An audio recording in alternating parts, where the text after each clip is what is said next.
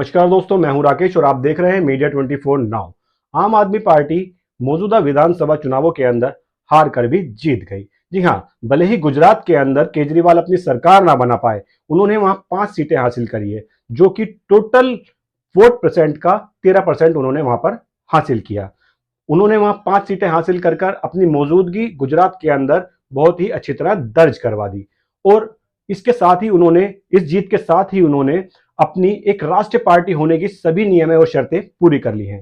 तो हम आपको बता दें किस प्रकार एक राष्ट्रीय पार्टी को फायदा होता है राष्ट्रीय पार्टी बनने पर। राष्ट्रीय पार्टी बनने के बाद एक पार्टी को कुछ सुविधाएं मिलती हैं। उन सुविधाओं के तहत एक तो निःशुल्क मिलने वाली जमीन, यानी कि एक हेडक्वार्टर बनाने के लिए निःशुल्क जमीन दी जाती है सरकार की ओर से।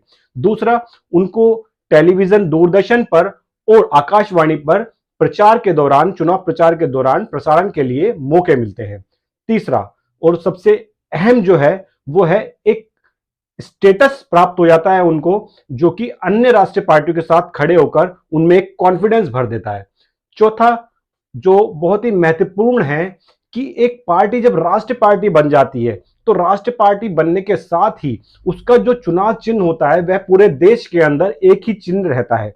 फिर चुनाव आयोग उसे पूरे देश में एक ही चुनाव चिन्ह पर लड़ने की अनुमति दे देता है। उसके बाद चुनाव चिन्ह नहीं बदला जा सकता चुनाव आयोग के द्वारा। तो इस प्रकार ये सारी फैसिलिटीज उसको मिल जाती है। और सबसे बड़ी बात यह है कि एक रेपुटेटेड पार्टी हो जाती है, वो बहुत ही अच्छे लेवल पर आ जाती है एक राष्ट्रीय पार्टी होने के साथ ही।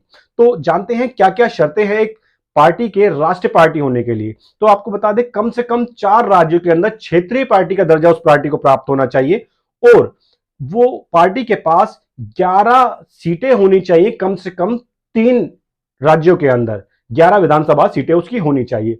और लोकसभा चुनाव के अलावा अगर लोकसभा की सीटों को साइड में रख दे तो उसके अलावा उसके पास वोट शेयर परसेंट जो होना चाहिए 6% होना चाहिए राज्य का। तो ये सभी शर्तें पूरी करने के बाद एक पार्टी राष्ट्रीय पार्टी का दर्जा प्राप्त कर पाती है। वो राष्ट्रीय पार्टी का दर्जा प्राप्त करने के लिए अब आम आदमी पार्टी पूरी तरह से एलिजिबल हो गई है।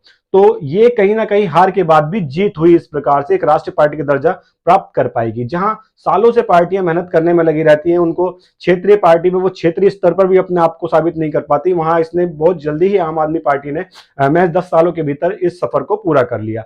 अब आम आदमी की पार्टी की सरकार, जहां पंजाब के अंदर, दिल्ली के अंदर उन्होंने अपने गवर्नमेंट बनाई है, वहीं दूसरी ओर गोवा के अंदर 2 सीटें हैं आम आदमी पार्टी के पास, और गुजरात के अंदर 5 सीटें, और वोट परसेंटेज उनका अमूमन पूरा हो गया है, जो कि इन कंडीशंस को पूरा कर पाता है। अब आम आदमी पार्टी राष्ट्रीय स्तर की पार्टी कहलाएगी और कांग्रेस और बीजेपी जैसी बड़ी पार्टियों के साथ कंधे से कंधा मिलाकर चल सकेगी। आपको बता दूं, अब से पहले भारत के अंदर केवल 7 ही राष्ट्रीय पार्टियां मौजूदा हैं, दौर में हैं, और उनको राष्ट्रीय पार्टी का दर्जा मिला है। उन पार्टियों का नाम है तृणमूल कांग्रेस, बहुजन समाज पार्टी, भारतीय कम्युनिस्ट पार्टी, मार्क्सवादी कम्युनिस्ट पार्टी, भारतीय राष्ट्रीय कांग्रेस, राष्ट्रवादी कांग्रेस और नेशनल पीपल्स पार्टी। इन पार्टी को फिलहाल राष्ट्रीय पार्टी का दर्जा मिला है। और आपको एक बात और विशेष तौर से बता देना चाहता हूं, इनमें से कुछ पार्टियां ऐसी हैं जिनको चुनाव आयोग ने हाल ही के अंदर नोटिस भेजा है कि उनका राष्ट्रीय पार्टी होने का दर्जा क्यों बरकरार रखा जाए, क्योंकि उनकी परफॉर्मेंस जो पिछले चुनाव हुए उनके अंदर अच्छी नहीं रही और वो इन शर्तों को पूरा करने में भी असफल रही है। उन पार्टीज का नाम है एनसीपी, जो कि शरद पवार की है, तृणमूल कांग्रेस, जो कि ममता बनर्जी की है, और बीएसपी, जो कि मायावती की है। इन पार्टी को नोटिस भेज दिया गया है चुनाव आयोग द्वारा। चुनाव आयोग के नोटिस के बाद इन पार्टियों ने कुछ मोहलत मांगी है चुनाव आयोग से अपनी पार्टी के इस स्टेटस को बनाए रखने के लिए। उन्होंने कहा है कि आने वाले लोकसभा चुनाव तक इस स्टेटस को बरकरार रखा जाए, उसके बाद इस पर कोई निर्णय लिया गया है। तो देखना यह है कि आगे चल के इन पार्टियों का स्टेटस जारी रखा जाता है या फिर इसको इनका जो राष्ट्रीय पार्टी का दर्जा छीन लिया जाता है। अगर इनसे राष्ट्रीय पार्टी का दर्जा छीन लिया गया तो ऐसी कंडीशन के अंदर आम आदमी पार्टी उभर कर सामने आएगी, क्योंकि बहुत ही गिनी चुनी पार्टियां रह जाएंगी, राष्ट्रीय स्तर की पार्टियां जो रह जाएंगी।